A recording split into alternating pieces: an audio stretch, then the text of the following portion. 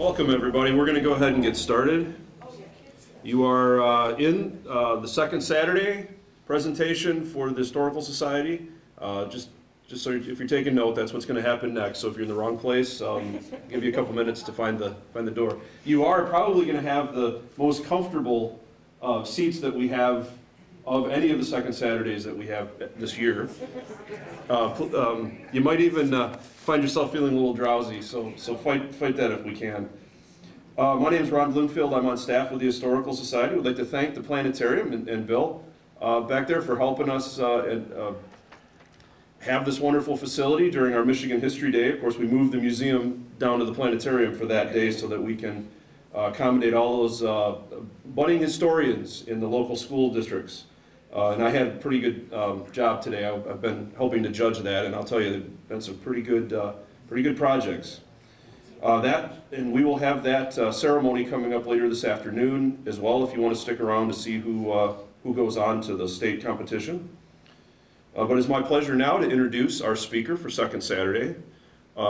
Actually, housekeeping. If you could please turn your cell phones off for the next 50 minutes or so, we'd appreciate that. And we are being taped for Bay 3 TV, which is something new this year. There's Nick back there taping for the program. But it's my pleasure to introduce Jan Rau. Jan has been a St. Patrick Day Parade member since 1986, 30 years. Jan is a past vice president and is currently the treasurer. She was the 1998 parade marshal. Jan has served on multiple St. Pat committees, including program book, Queen Pageant, parade lineup, flag raising, the Irish Ball, and currently serves on the parade insurance and filing the parade permits. Ooh, sounds fun. Oh, it is. Jan has served more hours than she would like to count, and she hopes that the parade continues to bring joy to our community. Jan's other community service includes River of Time, which I personally work with Jan on that committee. And I know a lot of what goes into that, and as a volunteer, it is an immense job, which I can imagine we're going to find out about the St. Pat's job as well today. She's volunteering throughout numerous summer months and as called on. And I'm sure you've seen Jan at a number of community events, because it seems like Jan Rau is always around. Jan wishes everyone a safe and happy St. Patrick's Day, and without further ado, let's welcome Jan Rau.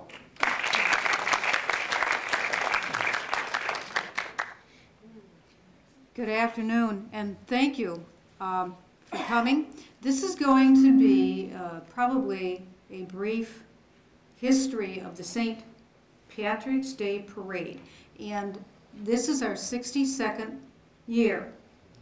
Last year we celebrated 150 years as a city, and of those 150 years, 62 of them, over a third, had a parade, which is, I think, kind of neat. We're going to start with how the parade formed or came to exist. 4 Irishmen walk out of a bar. Really, they can walk out of a bar. And that is the legend in our history of how the parade started. 3 Jims and a John. There was Jim Gates, Jim Noonan, Jim Donahue, and John O'Shea. They came up with the thought that it would be a good idea to have a parade in Bay City. Too late in the season for that year, for 1954, the plan started for the 1955 parade. And this is what we have here. In this parade here, it's our first parade, 1955, there were 40 units. The parade was on actual St. Pat Day, which was a weekday, and it was at 5:30 in the afternoon. There were 40 units in the parade. Those units included the Central High School Marching Band, which has never missed a parade, except for the year in 14 when it was so cold. Also in that year there was the Auburn Accordion Marching Band. I would have loved to have seen that. I don't know what that could be.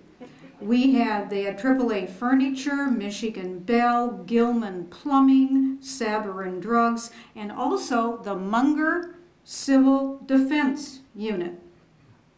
I don't know what they were defending. Now, we go to 1956. In the first year, there were 10,000 people that came to the parade. 1956, 20,000 people attended the parade. Governor G. Menon Williams visited us. WNEM TV5, their sports team had a float. Rex Steakhouse and Navy man Robert Mahar and his dyed green pointer dog.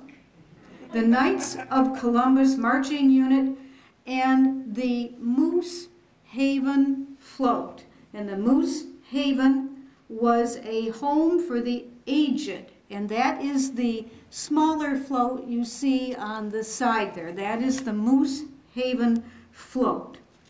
That was 1956, and the parade was still held on St. Patrick's Day, and that was still in the late afternoon. In 1958 and 1960, we featured as a parade the Notre Dame Marching Band. 110 Notre Dame members led the parade down Center Avenue on Sunday, March 17, and I'm understanding it was around 4 p.m. The parade also did not start where it does today. It started at Center and Madison, went to Washington, and turned to the south and went down to City Hall. At that time, in 1958, there was 1,700 Irish-style turkey dinners served at the St. James Cafeteria following the parade, and the guests included a lot of the band members and Governor Williams. And after that, there was a home builders show in the Armory, which is now our current museum. And that is also when the change came that they made the parade on Sunday. And they started at 4 o'clock. Then it was moved up to 3 o'clock, and now it is at the current 2 o'clock in the afternoon for us. And now, a baby. Yes, 1961 starts the recognition of the first Irish baby. This is Patrick Peter Gentle, and he is shown with the honorary trophy donated by Thomas Brennan, who was a St. Pat member and who also had a March 17 birthday. Patrick's parents were Mr. and Mrs. Merle Gentle, and they were on the St. Patrick board. Now, who would know that many years later, my husband Alan, who is our current lineup chairperson, his family would live 2 or 3 doors down from the Gentle family, and he actually grew up with Patrick.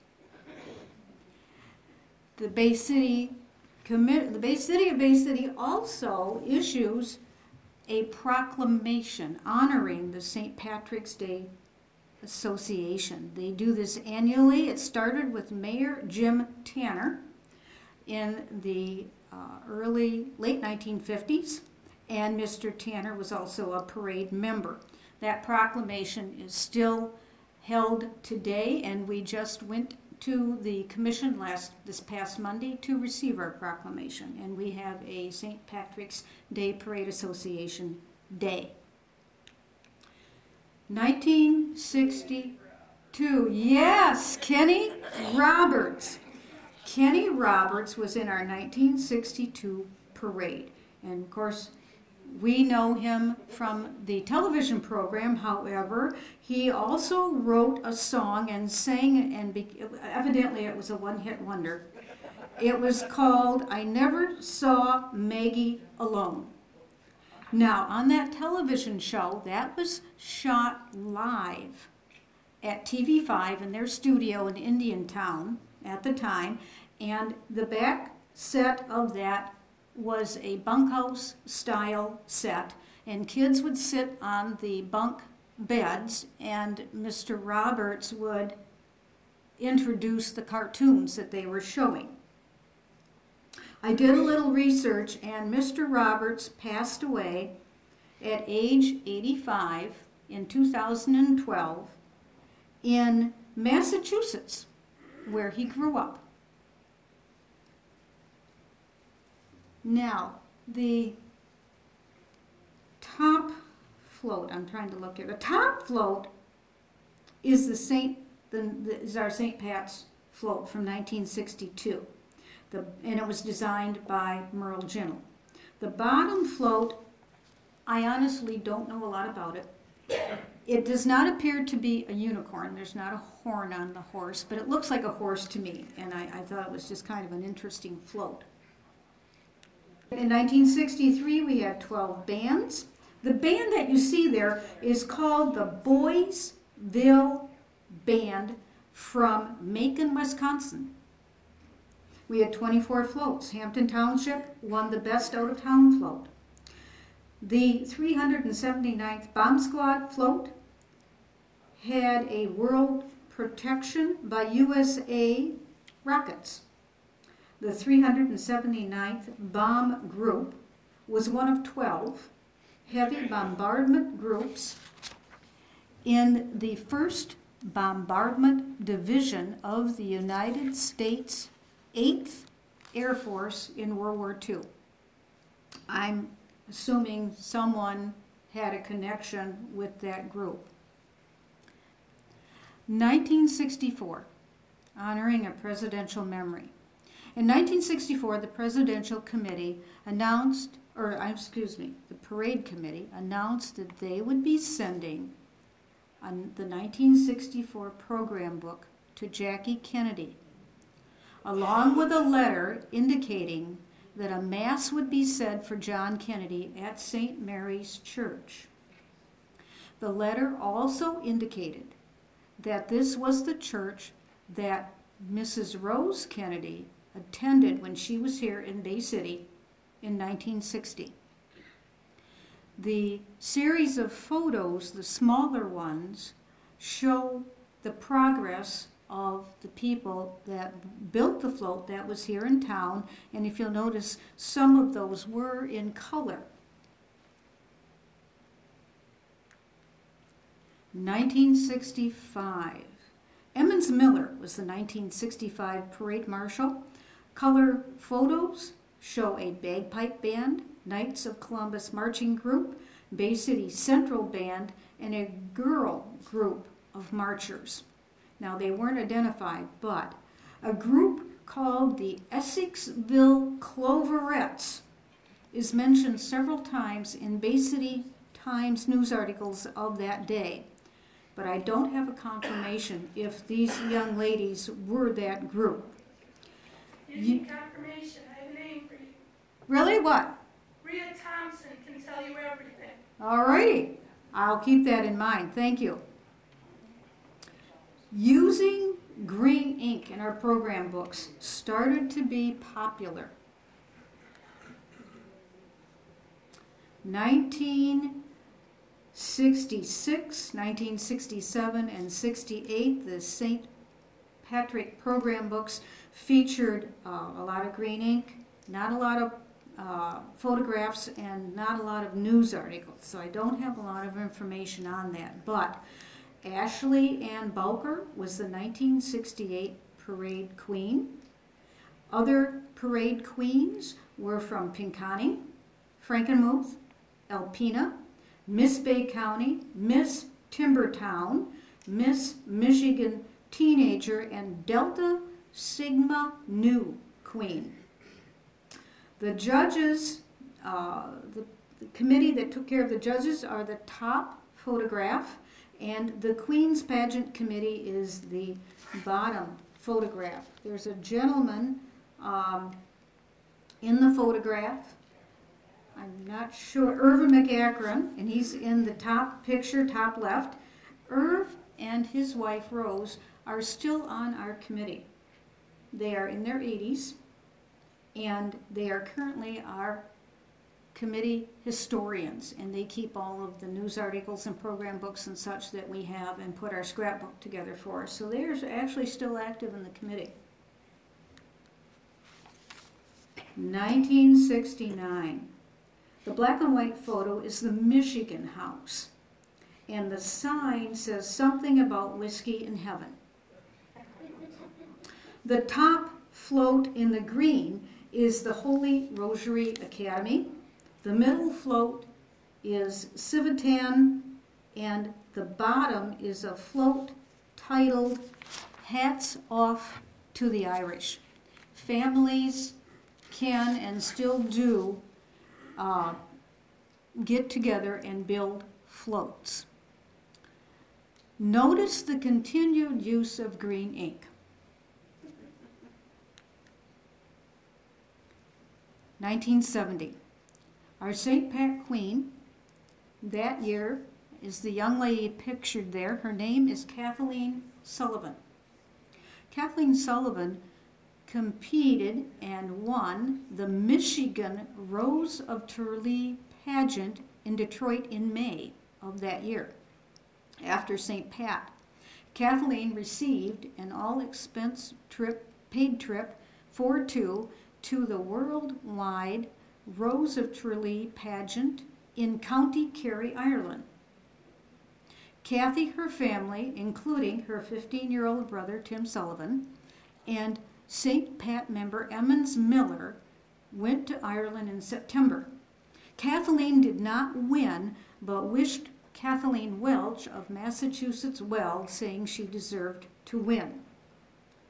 The black and white photo, float winners actually get more than bragging rights when they are determined. The best, when they're determined the best in the division. Here, Jack Wazen, parade trophy chair, displays the trophies that are given out in the front window of People's National Bank in downtown Bay City. 1975 featured a whole new float for the St. Pat Queen, and the 1975 Queen is Grace Niedzinski, with court members Mary Jane McMartin and Peggy McCormick. Parade members in the black and white photo are preparing the same float for the 1978 parade, and the article in the newspaper said that they assured the public that the 1977 would be changed in time for the 1978 parade, which means that they would be doing that on parade day in parade lineup. All right. 1985. This larger float is the Bay Medical Center float, and the words on the side say, "Working with friends, helping our neighbors." I was not able to decipher the name on the side of the other float. It was kind of a small sign, and the pixels got so small you couldn't tell what it was. I was at the 1985 parade. I took these pictures, but I can't remember who the float was. I'm sorry. It was 1985, go figure. Okay, 1985 again. Yes, 1985 again. The Queen's float changes again in the smaller photo, and the other float featured a castle, some wizards, and a princess, but I did not see the dragon. We didn't find the dragon.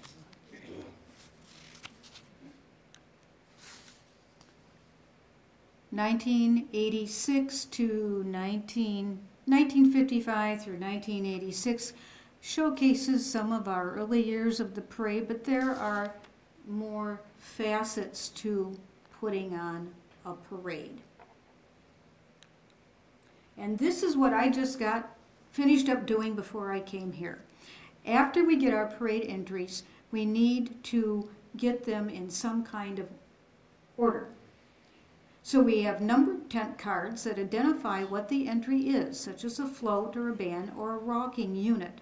High school bands are rotated each year. If you were the lead band last year, you're at the end this year as far as bands, and not the literal end because we space our bands out. But if you were the lead band, you will be at the end of the parade this year. Music cannot be near animals. Dancing horses are not a good thing. Not everyone can be in the front. That's something we say a lot. We actually average 120 units. So if you are 60 or above, you are in the first half of the parade. The parade is 2 miles long and takes about 45 minutes to walk, barring any delays. If there's a delay, then it would probably be closer to 60 minutes. After the lineup is taken care of, we select a queen in court. Early pageants were more like interviews about Irish heritage with a small number of contestants. The popularity of the pageant grew, and in 1989 there were 42 contestants. The pageant started at 7 o'clock in the evening at Central High School, and we selected our queen at 1 a.m.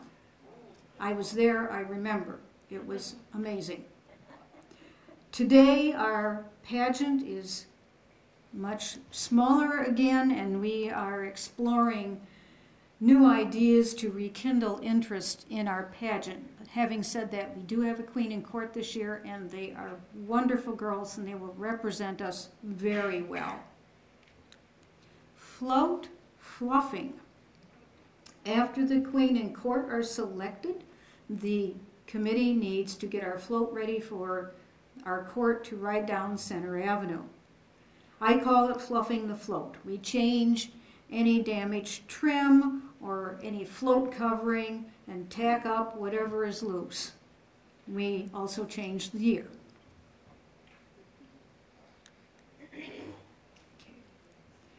The parade lineups are mailed, the float is fluffed, the queen is chosen, and now we begin what we call parade weekend.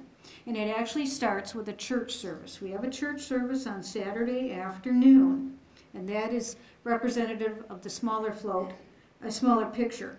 However, in 1998, the church service, traditionally the church service is at a Catholic church. In 1998, however, the church service was at a Lutheran church. This was so interesting that Bay City Times wrote an article on it, and TV 12 actually came to the church and interviewed the parade marshal. Almost done? No, you got it. Okay. And actually interviewed the parade marshal about the change of venue, and it was very simple. The parade marshal was an Orangeman, and so that's how that happened. Now, green, Irish Catholic; orange, non-Catholic; Protestant; white is unity. That's the symbolism of the Irish flag. Okay.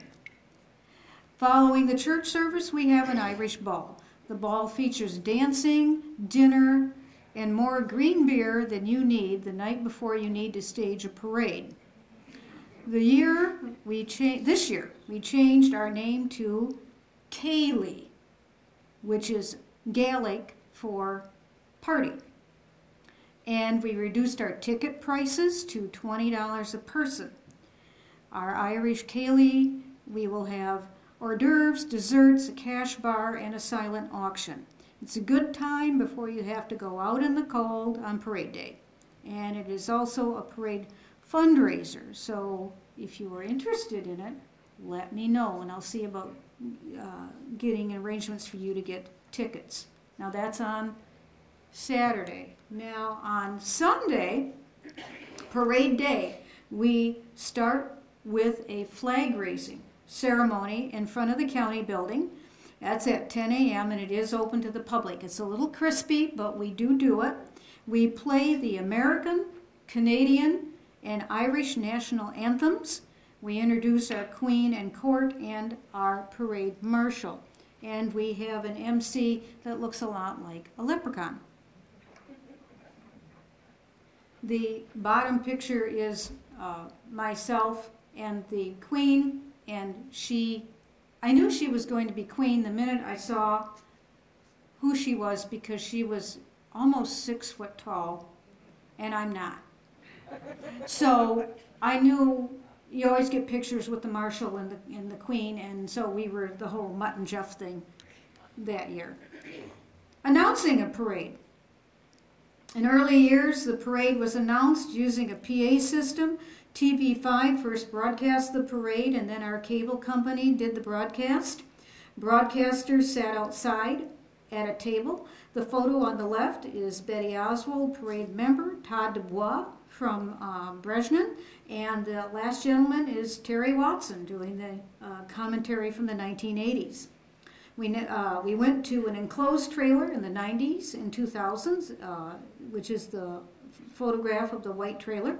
And now we have an in-kind donation of a heated RV that our announcers share with Bay 3 TV, who tapes and broadcasts our parade the following week. And they will list a schedule in their listing of the week of when that parade broadcasts are. There's a number of them, so you wouldn't miss it. The parade staging area is at Center and Park, east to Livingston, Livingston to the fairground, and the overflow goes into the Family Video parking lot. There are some parade basic lineup rules. Never back up a unit. We will feed you in when it is your time to move. No, you will wait up to an hour before you move in the parade. We average 3,000 people participating in the parade. What you feature here is we have a Santa Claus on a fire truck with reindeer, and the reindeer in the lead is indeed Rudolph. The nose did light up, it was red. The S.C. Johnson scrubbing bubble that actually made bubbles, a Viking ship, and a green haunted house that had smoke coming out of it. Now, that's the gist of getting a parade together. But a parade can also have romance, tragedy, tradition, friends, and neighbors. In 1988, I was introduced to my husband Alan at the St. Patrick's Day ball 26 years ago. There have been marriage proposals. My understanding is that there's going to be one in this year's parade. There have been actual weddings in the parade, and we will be talking about weddings in a minute. And tragedy. In 2006, our parade float actually was destroyed by fire in the storage barn that we had our float in. Had suffered a total fire loss. The large picture shows the float that burned up, and our replacement float is the smaller photo. No one was injured, but we did lose several leprechauns. And we did. They're right there on the float. Now, parade honors. When I talk about family traditions, we do have one. The parade is a time-honored tradition that goes back to the 19th century. Families have traditions as well. The Maher family have been in the parade and in the Parade Association for many years. Bill Maher was the 1960 Parade Marshal. In 2004, at our 50th parade, we honored Bill with another ride down Center Avenue. The Maher family honored us with an amazing float. However, that's not this float. This float pictured is their most recent entry as a family from 2014 from our 60th parade. The float features St. Bridget's cross in the front, and then with St. Patrick chasing the snakes out of Ireland. And there are snakes in the front of the float. We thank the Mahar family for supporting us and our association, and we look forward to their next great float. They are a wonderful family. They spend months, they start designing it at Thanksgiving. They start getting all their materials at Christmas time, and then they take up one of the contractors' barns for the next 2 months building the float. So we're very, very appreciative of what they do for us. Now, there can be bloopers, even in a parade. Now, this is what you don't see, or what you don't hear. Even parade have bloopers. In 2003, Governor Granholm came to visit us, and we sort of lost her. And she was not in her lineup spot. We found her talking to some Girl Scouts, which was wonderful. And when we told her that her lineup spot was down there and moving, she took off running. And that is a picture of Governor Granholm running down the street with her security group chasing behind her. Oops. In 1998, Attorney General Frank Kelly came and wanted to know where his car was. Unknown to us, Mr. Kelly expected us to supply a car. Oops. The parade marshal graciously shared her car with him, and he was thrilled to death to be so close to the front of the parade. That's actually my car when I was the marshal in 1998. So it has my name on the car and his. All right, now we have on the right the Fairview double-decker bus. Now it has not been in our parade in recent years, but in the 1990s it came to us, and the bus was driven, and my brother is a lineup person, and he showed the driver where they were to line up. I've never driven a bus, never driven a double-decker bus. I would assume it's a bit of a challenge, so there was a lot of scree-jawing and turning. My brother came back later to check on the driver, and the driver was so proud of how they had parked this bus. It was perfectly lined up. And my brother agreed. He said, "It is perfect. It looks good. There's just one little tiny thing." And the driver said, "What?" He said, "You're facing the wrong way." Oops. So they had to do it all over again. So that was kind of an interesting thing. Now, the other picture features a horse and carriage. And also in the mid-1990s, we had a couple that actually got married in the lineup area, and then as a newly married couple, they rode a carriage very similar to this carriage pictured there down the parade route. Best laid plans of mice and men often go astray. They had the carriage, but they had too much horsepower, literally. The horse that they had was like a Percheron, a draft horse. And this draft horse evidently was having such a good time pulling this carriage that he actually pulled the harnessing away from the carriage. And now we have a horseless carriage that is not moving down the parade route. Okay, now the horses, we can pull the horse to the side of the road. We have nowhere to take this carriage. The lineup crew, my husband, a couple of his buddies, took the rails of the carriage and pulled it down the rest of the parade route. They became the horses. So they came to the rescue, and the bride and groom had a very special day to remember, and the horse got the last laugh.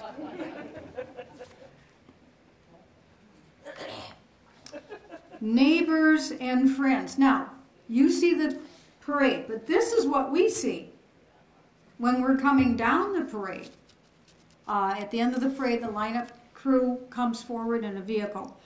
And you see lions in green hats in front yards. And then this gentleman in, I'm not sure what that is, it's very colorful, a suit, And the driver there, I have a picture of a man with a green beard. We see green dogs and green ponies. I mean, like horse ponies. About 3 or 4 years ago, 4-H had a green pony. The entire pony was green. Hoofs, fur, the whole 9 yards. Now I want you to, how do you miss a green pony? I saw the pony go into lineup area and I thought, boy, when the pony comes by me, I'm going to take a picture of that. I missed the green pony. I don't know how you miss a green pony, but I did. But everyone has fun on parade day. Now, why do you do a parade?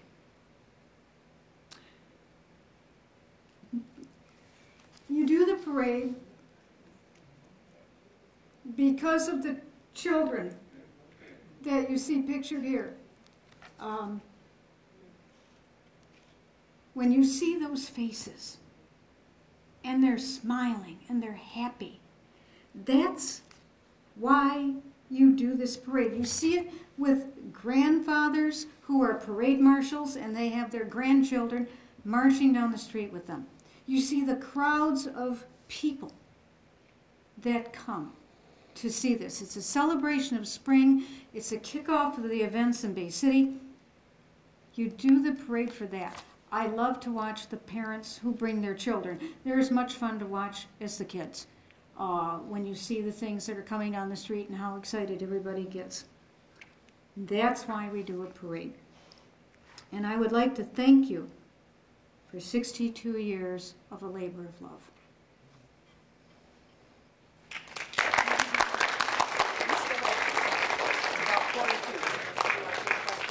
If you have any questions, I would be happy to answer them. I can give you a little additional information. There's a lot of things that I didn't really cover, like how much a parade costs. The first parade was $643. That basically was for insurance. Now our parade is over $15,000. We pay fees for insurance. We pay fees to the city of Bay City for the supplies that they give us. And of course, all of the fees are more money. We pay fees to the road commission for setting up their roadblocks during the parade day. We have to pay for the porta-johns that we set out. Anything that rotates around the parade, the cost of putting a program together, the cost of having a Queen's pageant, there's office supplies, there's printing expenses, but it all adds up to $15,000. Where do you get the money from? It is all donation. All our money is donation from wonderful people like you. We do have a few sponsors, but not enough. But we are blessed to have a few that give us $1,000, $2,000. That's really all. The bulk of that $15,000 comes from the general public. Any other questions? Could you tell me when the parade route changed? The parade route changed. Very good question. Thank you. The parade route changed in 1990. My mom was the parade marshal, and she was the last marshal that made the turn and went down to Washington, and the parade would disband at the county market. And the reason that happened was they were doing road work or some kind of repair on Washington. We couldn't make the turn that year physically because it wasn't available to us. And we went then to Center and Water. And what we found out was it was a lot easier for the parade to disband because if you lived north of Bay City, you turned right. And if you lived south of Bay City, you turned left. And so you could get out. That's the other thing. And there's all kinds of things to know ahead of time about parking, and I know parking is always a challenge. We have the runners the Bay Area Runners Club that have their road race in the morning. So the parking lots are full till there's about a 20-minute window And if you can get there in that 20 minutes, there's nothing in the parking lot. But till about 11:30, 12 noon, the runners take up the parking lots in the county, Bay County, behind the county building, in that area. Then there's a break of about a half hour or so then it's open, and then they fill up with people coming to see the parade. That's what I've been talking about this week with people that are in the parade, where they want to drop parade participants off, where they want to pick them up, what's logistically the best way for them to do that. That's why sometimes you see some of the bigger trucks in the parade, because if they're carrying something, they have nowhere to go. So we have to let them run down the street with their entry so that they can pick them up at the end. That's why you see some of the things that you do simply because we don't have a other logistical place for them to go to. Any other questions? What's the attendance? Attendance will vary, of course, by weather. In 2012, it was 80 degrees. Our parade marshal wore shorts, and it was the highest attended parade I had ever seen. We figure around 70 to 80,000 people.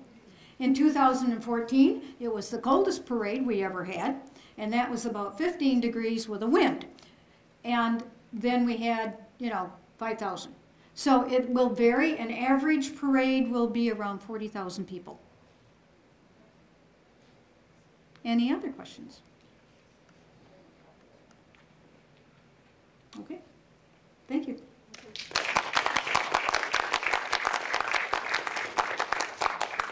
Hi there, I'm Steve Kent. I'm president of the Historical Society that puts on this show. I've been judging Michigan History Day all day, and I presume, did you stand up and tell them what was going on to begin with? You did? Ron did. Yeah. Good. Well, I'm glad somebody mentioned it. I just wanted to say on behalf of the museum how much we appreciate Jan's work. Not only does she do this is this the beginning of the year or the end of the year? Maybe this is the beginning of the year. They all kind of run together for me, but this is the beginning. I bet they do. So this sort of starts off the season for Bay City, and then Jan's right at the tail end of it doing River of Time. So we're just so thankful for all of your work on these two big projects. Only other thing I would say, I don't know if Ron mentioned this to you, but if you're not a member of the Historical Society, we would certainly encourage you to stop by the museum, pick up an envelope, and consider joining. We're primarily funded by a millage from the county. We're under contract to them for historical work. And at the same time, we do many other programs like today's History Day, and those are largely funded by either contributions or through memberships. So your membership really is important to us. So thanks again, Jan. I do appreciate that. We all do very much. Thank you, everybody.